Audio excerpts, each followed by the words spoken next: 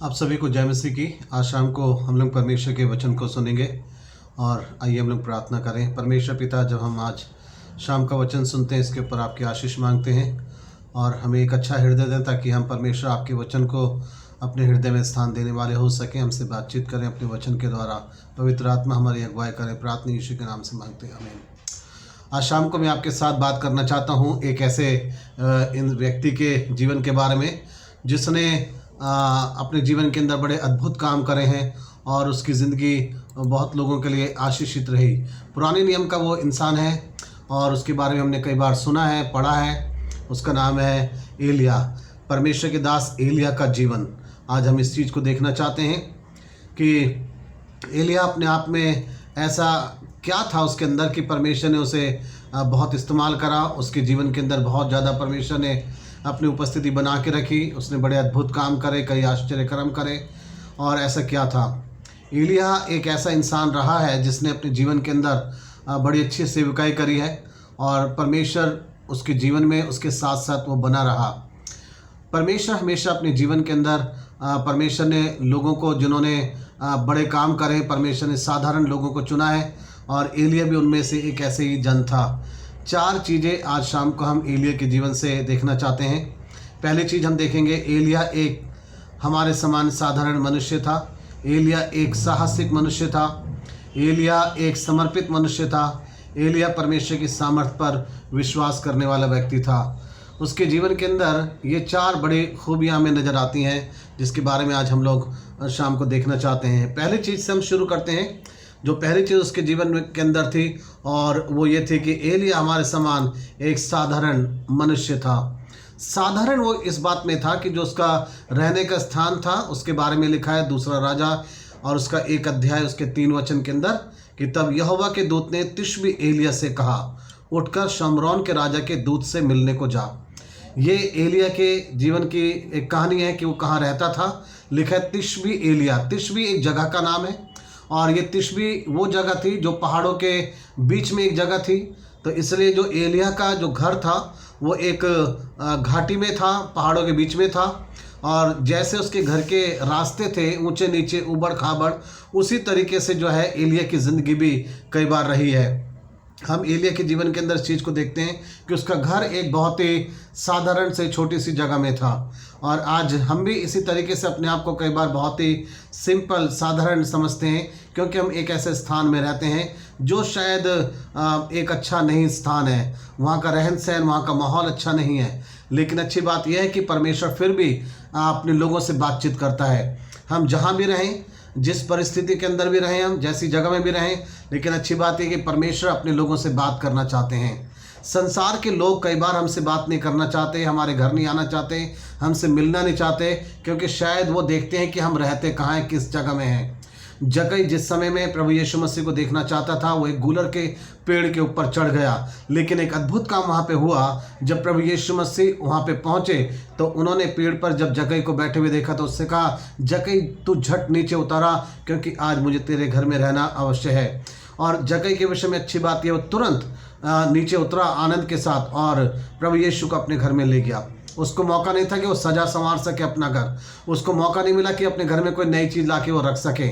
आज कई बार हमें पता लगता है कि जब कोई हमारे घर में आने वाला है हम अपने घर को बहुत साफ़ सुथरा करने लग जाते हैं, नई चीज़ों को लाने लग जाते हैं।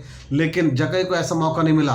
अच्छी बात यह है कि खूबी यह है, प्रभु यीशु मसीह उसके घर में गए। जैसा भी उसका घर था, जैसा भी था, जिस हाल में वो रहता था, वो उस घर के अंदर वो चले गए। ये है हमारे प्रभु की एक खासियत और यह है खूबी।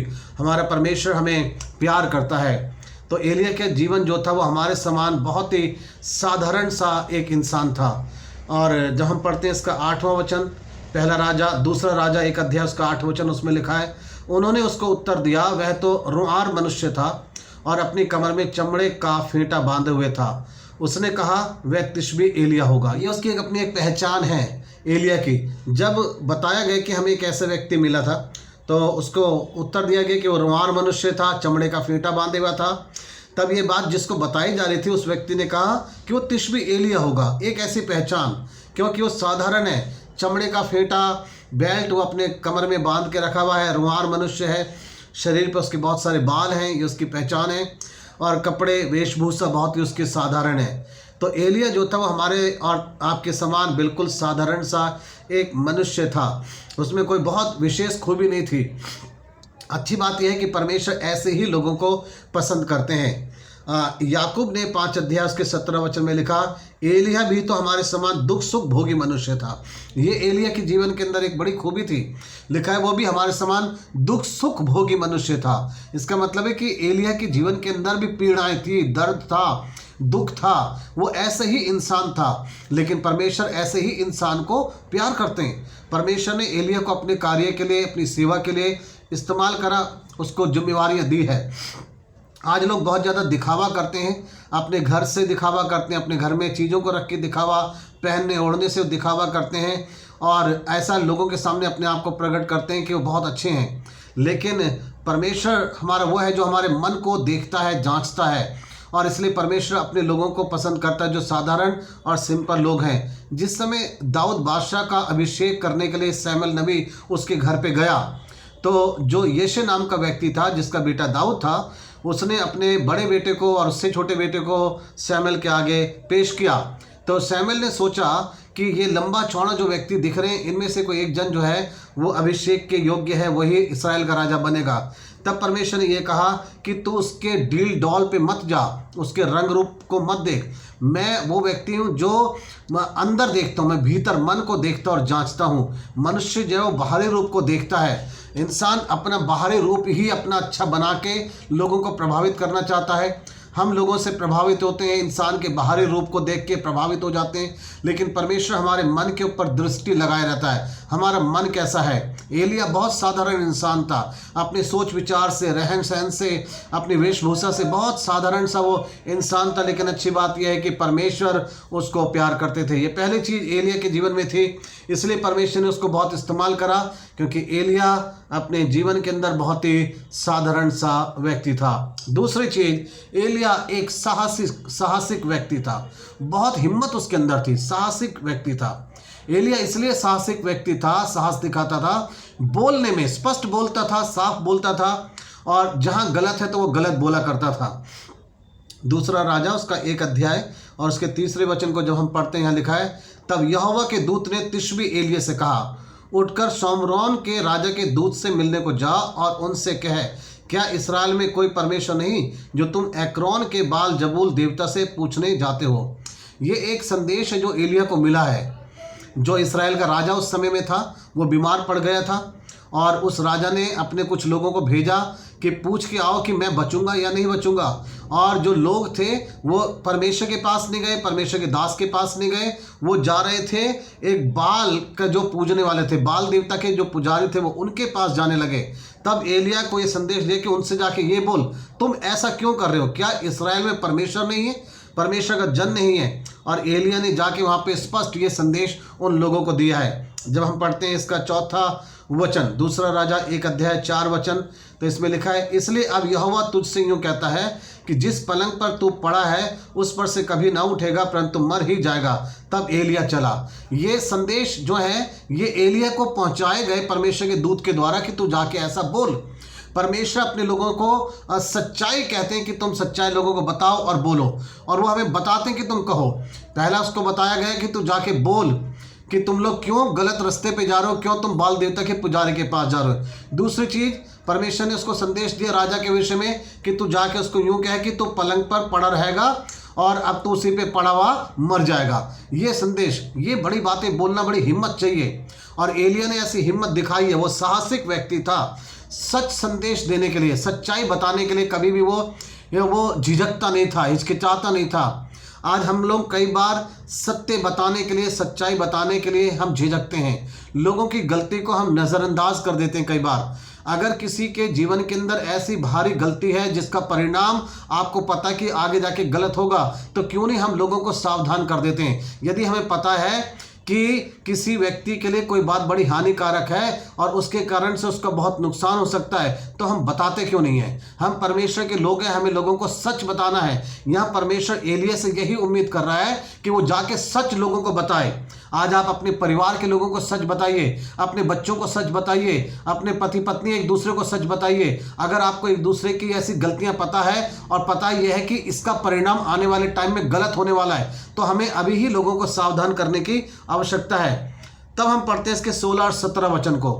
पहले जो हमने वचन पढ़े 2, 3 और 4, वहां पे एलिया को कहा गया कि तू ऐसे जाके बोल। अब ये देखना है कि क्या एलिया ने अपना साहस दिखाया इस बात को बोलने के लिए। हम पढ़ते हैं दूसरा राजा 1 अध्याय 16 और 17 वचन। वहां पे एलिया का साहस दिखाई देता है। जैसा कहा गया वो उसने बोला है। यह लिखा है, और उससे कहा, यहोवा यूं कहता है कि तूने तो एक्रोन के बाल जबूल देवता से पूछने को दूत भेजे थे, तो क्या इस्राएल में कोई परमेश्वर नहीं कि जिसे तू पूछ सके? इस कारण तू जिस पलंग पर पड़ा है उस पर से कभी ना उठेगा, परंतु मर ही जाएगा। यहाँ पे जो बात हमें ध्यान देना वो ये है, जिस तरीके से संदेश उसको दिया गया था उसने एग्जैक्ट वैसे ही संदेश राजा को जाके दिया है। उसने वैसे ही बात बताई है, बिल्कुल जाके उसने उस बात के अंदर बिल्कुल भी घटाया और बढ़ाया नहीं है। आज यह है, कई लोग वचन तो प्रचार कर रहे हैं लेकिन कई बातें उसके अंदर अपनी जोड़ देते हैं, कई बातें बता देते हैं। वो ऐसी सच बात नहीं बताते हैं, सच बात नहीं बताते, हमेशा वो अच्छी अच्छी बातें बताते हैं, अच्छी अच्छी बातें। परमेश्वर चाहता है कि हम ये भी बताएं कि पाप की मजदूरी मृत्यु है। अगर तुम अपने पाप से तौबा नहीं करते हो तो इसमें मारे जाओगे, तुम्हारा नुकसान होगा। और एलिया वही व्यक्ति था जो संदेश दिया। 16वां वचन बताता है उसने वैसा ही दोहरा दिया, वही जाके उसने बताया है कि इस तरीके से लिखा है कि तू अब कभी भी नहीं उठेगा परंतु मर ही जाएगा। वो चाहता तो यूं भी कह सकता था कि देख ले भाई, तूने ये गलती करी है लेकिन तू देख ले, बस तू क्या करेगा, तू कुछ दिन के बाद ठीक हो जाएगा, तेरा कुछ भी नहीं होगा नुकसान, तूने थोड़ी सी गलती कर दी। आज हम कई बार घुमा फिरा के बातें करते हैं, अपने बच्चों के साथ भी हम घुमा फिरा के बातें करते हैं, अपने लोगों के साथ भी हम घुमा फिरा के बातें करते हैं। हम सच नहीं बताते हैं। हमें ज़रूरत है कि हम सच बताएं और सच बोलने के लिए साहस चाहिए। परमेश्वर का दास एलिया वो व्यक्ति था जो बड़ा साहसिक व्यक्ति था। 17 वचन में लिखा इस तरीके से, यहोवा के इस वचन के अनुसार जो एलिया ने कहा था वह मर गया। जैसा कहा वैसा हो भी गया एकदम से। और ऐसा सच बोलने के लिए हमें साहस चाहिए। आज आपको अपने किसी परिवार के व्यक्ति के विषय में कुछ पता है, आपको वो अगर गलत रास्ते पे जा रहा है, कुछ बुराइयां उसके अंदर है, तो आप उसको सावधान कीजिए, उसे चेतावनी दीजिए, बताइए कि जो तू ये कर रहा है इसका परिणाम क्या हो सकता है। आज आपके कलीसिया के अंदर कोई ऐसे बहन भाई हो सकते हैं, शायद वो गलत रास्ते पे जा रहे हैं। आप बताइए, आप जो कर रहे हो इसका परिणाम बड़ा गलत होने वाला है। परमेश्वर ऐसे लोगों को पसंद करता है। तीसरी चीज एलिया के जीवन की जो हम देखते हैं कि एलिया बड़ा ही समर्पित व्यक्ति था। एलिया अपने जीवन के अंदर बहुत ही ज़्यादा समर्पित व्यक्ति था। समर्पित का मतलब है कि जो परमेश्वर ने उससे कहा, जो परमेश्वर उससे चाह रहे हैं, परमेश्वर की इच्छा के अनुसार अपने एक एक कदम को बढ़ाना, ये होता है समर्पित व्यक्ति, ये होता है समर्पित जीवन। और एलिया ऐसे ही था। पहला राजा उसके 17 अध्याय 2 से 5 वचन में जब हम पढ़ते हैं तो वहाँ लिखा है, तब यहोवा का ये वचन उसके पास पहुंचा। परमेश्वर का वचन उसके पास पहुंचा है इस रूप में कि इससे पहले के वचन में एलिया ने एक बात करी है, भविष्यवाणी बताई उसने कहा कि अब इस देश के अंदर एक भारी अकाल पड़ने वाला है और बहुत भयंकर वो अकाल है। इससे पहले कि वो अकाल शुरू हो, परमेश्वर ने एलिया को बचाने के लिए इंतजाम करा और उससे कहा तू अब यहाँ से उठ के जा। तीसरे वचन में लिखा है कि यहाँ से चलकर पूरब और मुख करके करित नाम नाले में जो यरदन के सामने है छिप जा। परमेश्वर ने उसको एक स्थान बताया कि तू उस नाले में जाके तू छिप जा और उसी नाले का पानी तू पिया कर, और मैंने कौवों को आज्ञा दी है कि वे तुझे वहां खिलाएं। तब 5वां वचन बता रहा है, 5वां वचन उसका समर्पण दिखाता है। 2-3 वचन बताता है कि परमेश्वर उससे कुछ चाह रहा है कि मेरा दास कुछ करे। अब मेरा दास यहां से उठ के उस जगह जाए जो मैं चाहता हूं। अब समर्पण जो हमें दिखाई देता है वो एलिया का 5वें वचन में, यहोवा का ये वचन मानकर वे यरदन के सामने के करित नाम नाले में जाकर छिपा रहा। यह है उसका समर्पण। समर्पित व्यक्ति हमेशा परमेश्वर की इच्छा को पूरा करना चाहेगा। समर्पित व्यक्ति कभी भी वो अपने दिमाग को नहीं चलाएगा। उसको कहा गया तो वहीं पानी पिया कर, उस नाले का पानी। नाले का मतलब ये नाले नहीं जो हम अपनी कॉलोनी के अंदर देखते हैं। नाला वो जो पहाड़ों से बहता हुआ पानी झरने का आता है, फिर वो चला जाता है, अलग निकल जाता है, क्यारियों के लिए, खेती के लिए चला जाता है। उस जगह में वो पानी जो पीने लायक पानी है। परमेश्वर ऐसा नहीं है कि आपको नाले का, ये गंदे नाले का पानी पीने को कहेगा। वो नाला था जिससे पहाड़ों का साफ पानी बह के जाया करता था और लोग उसको इस्तेमाल करा करते थे। तो उस नाले परमेश्वर जानता था कि ये नाला में पानी काफ़ी समय तक है और एलिया को इसकी आवश्यकता है, पानी की ज़रूरत है। परमेश्वर ने ध्यान करा कि पानी के साथ इसको भोजन की भी आवश्यकता है, और भोजन लाने के लिए जो उन्होंने नियुक्त करा परमेश्वर ने, वो थे कौवे। और एलिया ने यहाँ पे 1% भी अपना दिमाग नहीं चलाया कि परमेश्वर आप अजीब बात कर रहे हो, मैं नाले में जाके अकेला कैसे पड़ा रहूँगा, वहाँ पे कोई इंसान है नहीं, बात करने वाला कोई नहीं है, आप मुझे वहाँ पे भेज रहे हो, आप करो तो अगर भेजना चाहते हो मुझे उधर भेज दो अपनी मर्जी से। आज कई लोग अपनी मर्जी चलाते हैं। परमेश्वर आपको किसी और दिशा में भेजना चाहते हैं, परमेश्वर आपके जीवन को बचाने का प्लान कर रहे हैं, बचाने की योजना बना रहे हैं, लेकिन हम अपना दिमाग चला के हम परमेश्वर के नाम मानकर हम दूसरी दिशा में चले जाते हैं। और आज ऐसे जीवन में कई लोग हैं जो परमेश्वर की मर्जी के विरुद्ध अपने कदम को बढ़ाते हैं और अपनी ज़िंदगी में बड़े बड़े नुकसान वो उठा लेते हैं। बड़े बड़े नुकसान उनको देखने पड़ते हैं अपने जीवन में, क्योंकि वो अपनी मर्जी चलाते हैं। और यहाँ पे परमेश्वर ने उसको कहा कौवे तुझे खाना दिया करेंगे। उसने 1% भी नहीं कहा कि परमेश्वर कौवे कैसे मुझे खाना दे सकते हैं। हम कई बार तर्क वितर्क करने में अपना टाइम बर्बाद कर देते हैं। हम अपनी ज़िंदगी को परमेश्वर की मर्जी के अनुसार नहीं चलाते। हम कई बार परमेश्वर के वचन के अनुसार अपने आप को नहीं चलाते। हम परमेश्वर के वचन पे तर्क वितर्क करते हैं। हम अपने दिमाग से परमेश्वर को जवाब देना चाहते हैं। हम परमेश्वर की मर्जी के विरुद्ध चलते हैं। अगर आज ऐसे आप चल रहे हैं तो आपके लिए नुकसान है। अगर आप परमेश्वर की मर्जी के विरुद्ध चल रहे हैं तो नुकसान आपका है। अगर आप परमेश्वर की मर्जी के अनुसार चल रहे हैं तो याद रखिए परमेश्वर ने आपकी पूरी जिम्मेवारी अपने ऊपर ले ली है।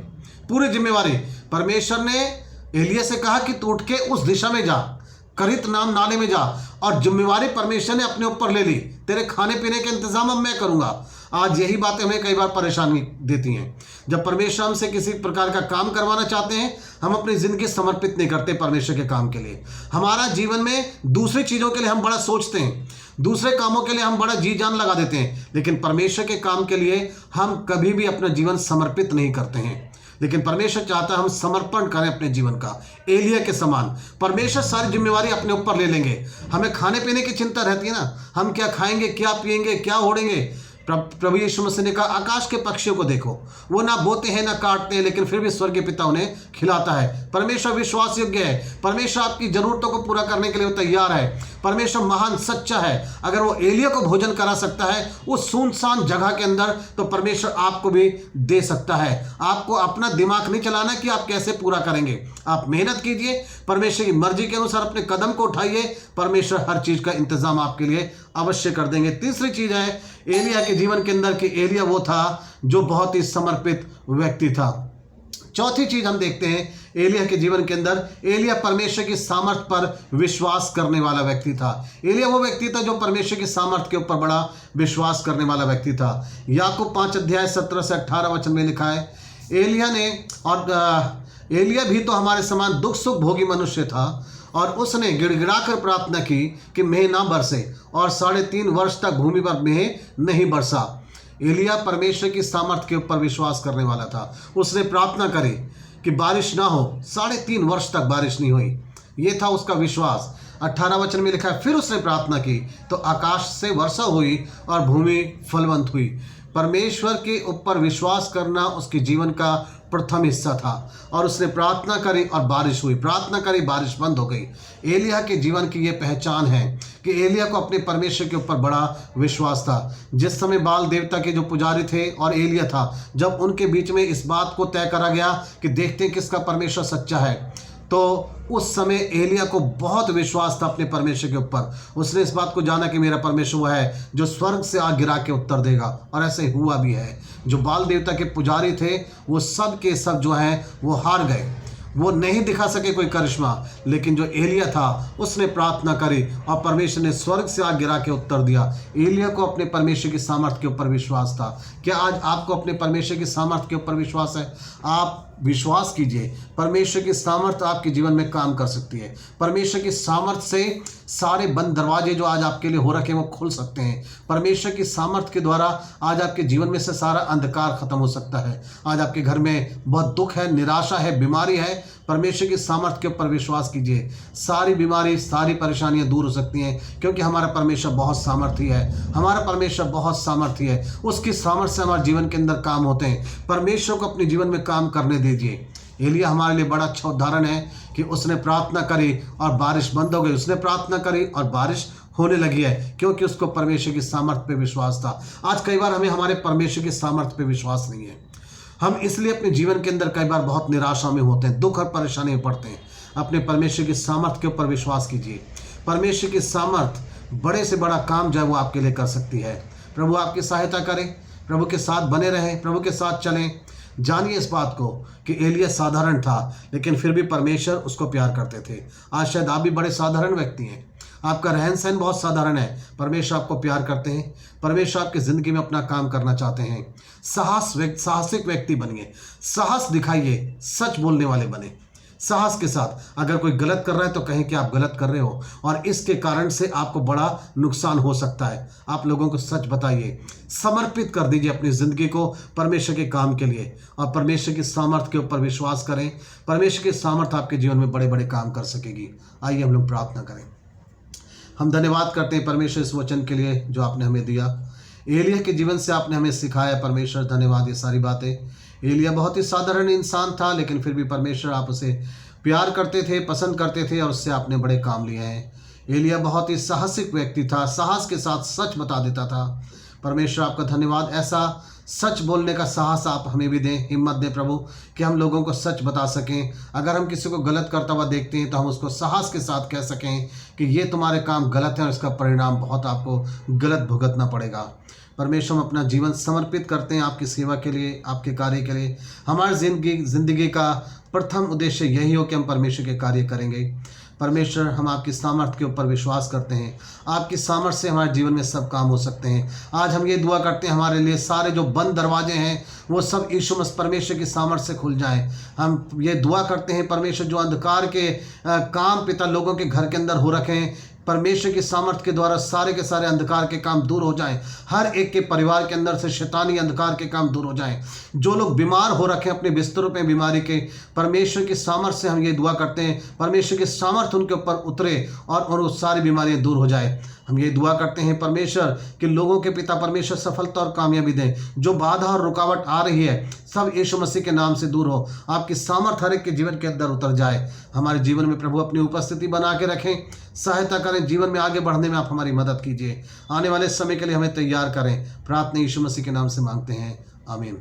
परमेश्वर आप सभी को बहुत ऐसे आशीष दे, आपके साथ परमेश्वर हो और इस बात को आप जानिए कि परमेश्वर आपको बहुत प्यार करते हैं और वो चाहते हैं कि आप एक समर्पित जीवन जिएं और परमेश्वर के साथ आप चलते रहें जैसे एलिय्याह था।